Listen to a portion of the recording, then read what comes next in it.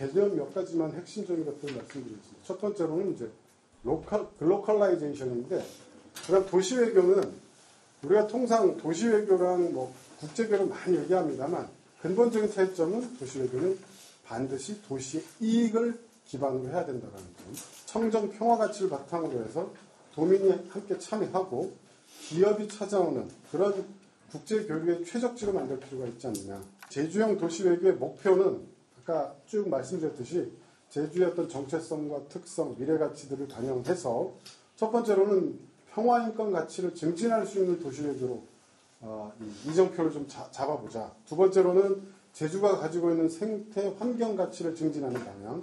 세 번째로는 제주의 어떤 고유한 역사와 문화가 있기 때문에 문화 가치를 증진하는 것. 그다음 마지막으로는 제주는 역시 경제적으로 또 새로운 어떤 방향성을 잡아야 되기 때문에 그런 측면에서 혁신 가치를 증진할 수 있는 도시 외교. 이렇게 정리를 해봤습니다. 국제교류와 관련해서 여러 그 부서에서 이 업무를 달리하긴 하지만 평화 외교과 또 이제 도시 외교과라는 표현이 그 부서들이 생겼지만 그냥 명칭만 바꿨고 체감적인 어떤 변화는 크게 보이지 않는다. 이 부분에 대해서도 좀 정리를 할 필요가 있다. 지금 이제 도시 외교라는 용어, 지방 외교라는 용어 지사님도 많이 쓰고 우리 지역에서 많이 씁니다. 언론에서도 많이 나오고. 근데 과연 제주가 지향하는 게 무엇이고 도시 외교는 국제 교류하고 뭐가 다를까요? 예를 들면 문화 외교도 있습니다. 문화 교류와 문화 외교는 뭐가 다른지 이런 부분에 대한 개념적 정리서부터 이걸 어떤 식으로 전략적인 수단, 방책으로 활용을 해가지고 아세안 플러스 알파든 어디든 해나갈 것이냐 라는 거에 대한 그랜드 디자인이 없습니다. 그래서 저는 이 그랜드 디자인을 만들면서 분야별로 세부적으로 같이 해나가야 된다고 보고 지금 정부가 추진하고 있는 여러 공공외교 사업들이 지방외교와 밀접하게 연관되어 있습니다. 이런 부분들까지도 다 고려하는 그런 어떤 새로운 전략 수립이 필요하고 이런 것들은 결국 궁극적으로는 제주의 어떤 글로컬 브랜딩 작업과 같이 가야 된다는 말씀까지 드리면서 제 발제를 마치겠습니다. 이상입니다. 우리가 정책적으로 어떻게 공무원들이 이런 것들을 좀 보고 이런 부분이 있겠네 이런 부분들을 좀 가져갈 수 있도록 일단은 작성을 해봤습니다. 북극 항로를 하게 되면 30% 항해거리가 절감되고 바다에 떠다니는 그 배들이 그 트래킹한 걸 보면 엄청나거든요. 이렇게 전 지구를 계속 감싸는 모습들을 보여주고 있는데 그게 경제적인 측면에서 굉장히 좀 많이 절약할 수 있는 그런 부분인데 이 부분을 이제 누가 쏘았냐면 트럼프가 쏘았어요. 그리고 이재명 대표가 이걸 받았죠. 대부분의 대형 선사들은 다 어딜 가냐면 중국에서 유럽하고 연결시킵니다. 그러니까 세계 공장 중국에서 나오는 다양한 물건들을 유럽이라든가 미국으로 이렇게 실어 나르는데 선사들이 가장 큰 부분들이 있는 거죠. 그렇다고 봤을 때는 중국의 항로들은 다 선사들은 어디를 지나냐면 제주 해역을 지나갈 수밖에 없습니다. 그러니까 당연히 제주의 어떤 전략적인 가치들을 봤을 때 중국에서 이렇게 바라보는 측면들이 제주가 굉장히 중요할 수밖에 없는 것이죠.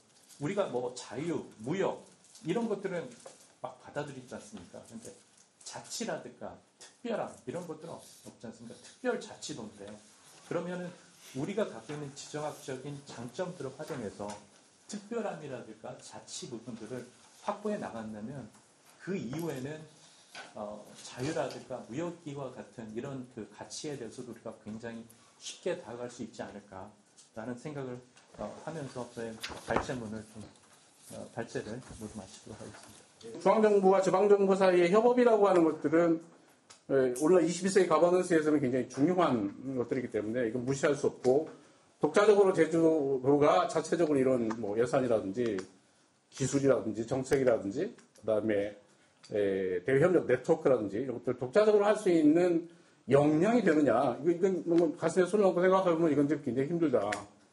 그다음에 두 번째가 지금도 많은 조직들이 좀 만들어지고 있는 것 같지만 도시와 도시 사이, 대한민국 내에 있는 예를 들어서 부산과 제주. 아까 제주의 그 물류 허브 센터 이런 게 있지만 부산의 도움 없이 이게 가능한 것들이냐. 기본적으로 보면. 그냥 단순하게 무역강 하나 예를 들어서 인프라 구성한다고 해서 이게 오는 것들이냐. 지금 현재 중국을 포함한 많은 물류들이 부산과 관련돼. 왜 이재명 대표가 부산에 가서 북극 항로 얘기를 먼저 이 부산시하고 먼저 한 것들인가에 대한 예를 들어서 이런 근본적인 것들. 그래서 지방 도시 간의 네트워크들 이게 구체적으로 좀 많이 이루어져야 된다. 만나서 얘기하고 서로 협업할 수 있는 것들, 주고받고 할 수 있는 예를 들어서 이런 것들이 좀 많이 만들어질 것 같다라고 하는 거. 그 다음 제일 중요한 것들은 제가 봤을 때는 이 가치라고 하는 것들 보면 제주도가 진짜 독특한 가치가 있습니다. 또 평화의 섬 가치라고 하는 것도 있고 지금 진희종 교수님 지금 원장님 발전시키고 있는 생태도시, 생태법인이라고 하는 어떤 생태 도시화 할 수 있는 이런 것들도 있고 그 다음에 관광이라고 하는 아주 빼놓을 수 없는 이런 가치들이 사실은 있잖아요. 인권, 평화, 여성, 그 다음에 생태 이런 어떤 우리가 추상적인 가치라고 하는 것들이 제주도에는 많이 있는데 이것들을 뭔가 좀 비즈니스화하고 실현할 수 있는 방법은 사실은 이 도시 외교에서 가장 많이 얘기되는 게 ODA거든요. 국제개발협력 사업들을 통해서 뭔가 소통하고 예산을 지원하고 분배하고 이렇게 되는데 중앙정부 차원에서는 이게 잘 못합니다. 왜냐하면 중앙정부는 이걸 할 수 있는 예를 들어서 인권 관련해서 개도국에다가 개발협력 사업들을 한다 그러면 개발협력까지 웃어요. 너나 잘해. 이런 거. 생태 가지고 예를 들어서 무슨 개발협력 사업들, ODA 사업들을 한다 그러면 비웃습니다. 우리가 더 잘하고 있는데?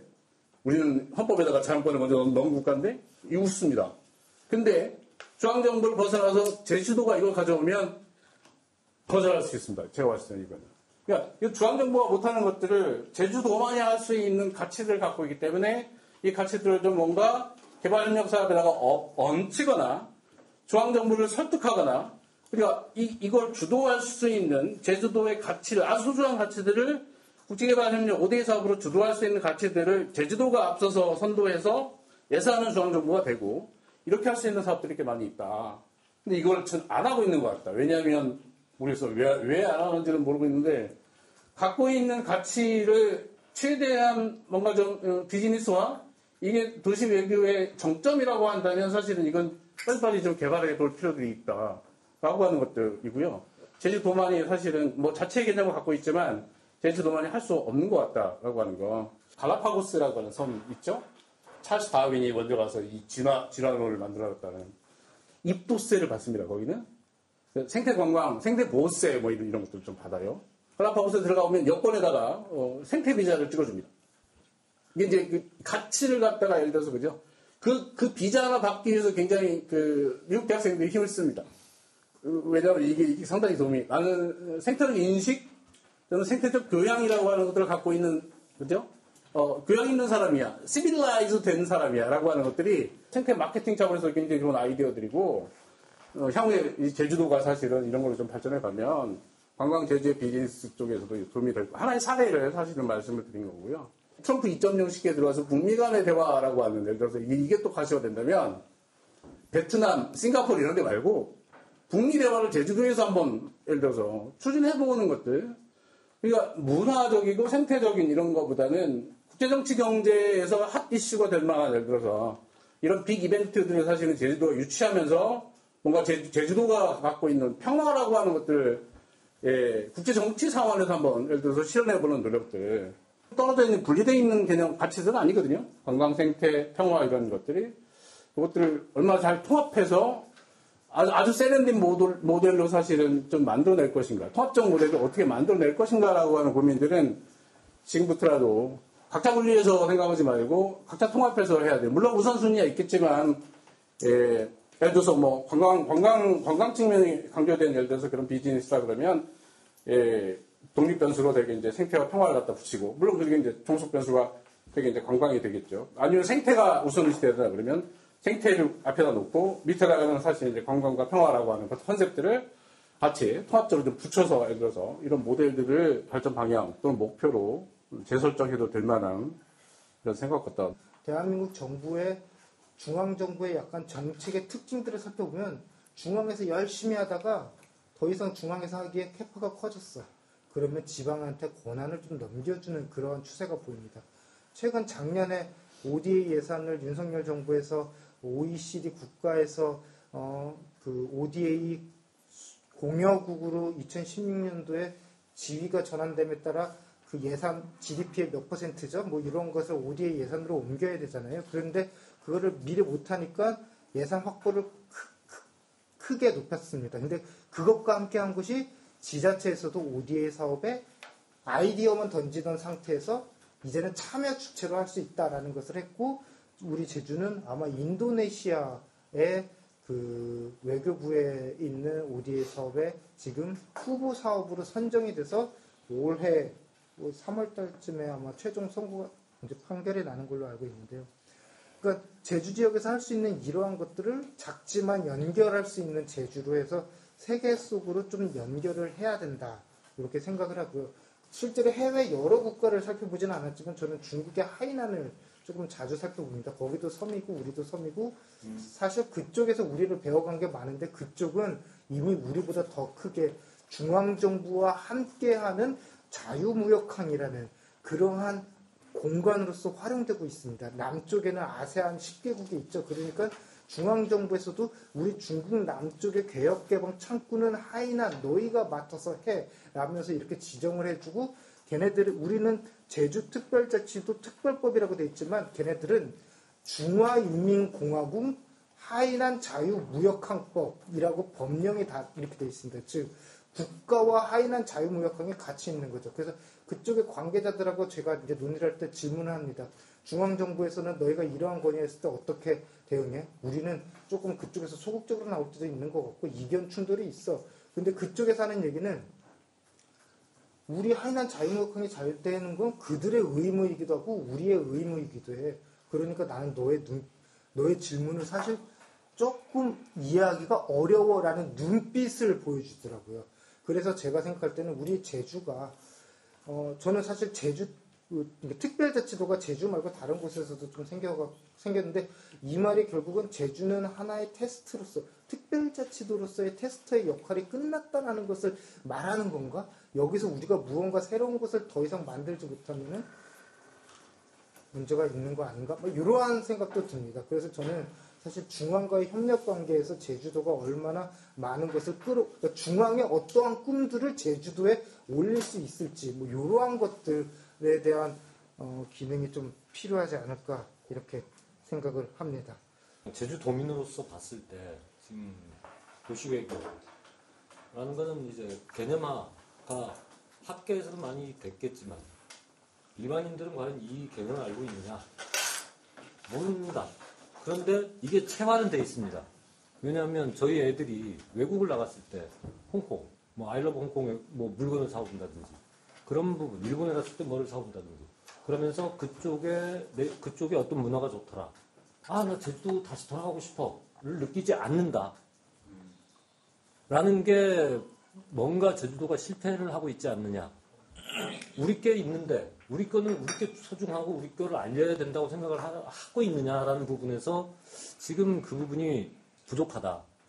그렇게 그 부분이 제주도민들 예전에 관변이란 말을 썼지만 제주도가 관광을 키우기 위해 했을 때 제주도민들이 우리는 관광객을 유치하기 위해서 친절을 해야 되고 그거를 캠페인까지도 했었는데 이제는 그런 의미를 그런 생각을 하고 있느냐. 이런 부분에서는 의식에 대한 이게 결국에 또 교육으로 귀결이 되는데 그런 부분에서 평생교육장학진흥원이 역할이 중요하지 않느냐. 지금 제주도문대학이라든지 이런 부분들에서 어떠한 실질적인 그러니까 좀 소프트웨어적인 교육을 하고 있지만 오히려 이런 부분의 교육이 더 강화되지 않을까. 오버되는 얘기일 수도 있지만 우영훈 지사께서 이제 도시 외교 차원에서 중국 아세안 플러스에서 자꾸 다니시지만 도민들이 봤을 때는 뭐 하는데? 라는. 그러니까 이런 개념이 확대되지 않은 상황에 개념이 일반화되지 않고 알려지지 않은 상황에서 아무리 노력을 해도 행정이나 이런 부분 일각에서 노력을 해도 홍도와 함께 그 개념의 확대 또는 경쟁력의 확대는 요원하다. 그 부분이 조금 아쉬운 부분으로 작용하고 있지 않냐. 그렇게 생각을 하고 있습니다. 제주의 가치를 팔아야 한다. 그게 어떤 가치가 될지는 저희들이 아직도 모아가는 중이지만 제주의 가치를 팔아야 된다. 그게 국제자유도시이자 제주특별자치도이자 유네스코 3관왕 이 안에서 제주의 가치가 과연 무엇이냐. 외부에서는 이제 유네스코에서는 제주의 가치를 알고 있는데 제주인은 모르고 있다. 우리 정부는 모르고 있다. 그랬을 때 빨리 제주의 가치를 팔 수 있는 제주의 역량을 마련해야 된다. 그 역량은 어디서 나오냐? 아까 지금 고 박사님이 전부 말씀하신 도전의식이 없다. 제주가 스스로 해보겠다라는 그런 도전의식이 좀 필요하다. 특히 제주도가 국제자유도시이자 특별자치도로서의 그 기간을 지내왔다면 이제는 스스로 도전의식을 갖고 있어야 진정한 제주가치를 팔 수 있는 그런 목표로 나갈 수 있지 않느냐라는 게 얘기가 됐고 이제 그 부분을 이 도민들에게 확대가 된다면 제주도의 미래가 더 좋아지지 않을까 그렇게 생각을 해봤습니다.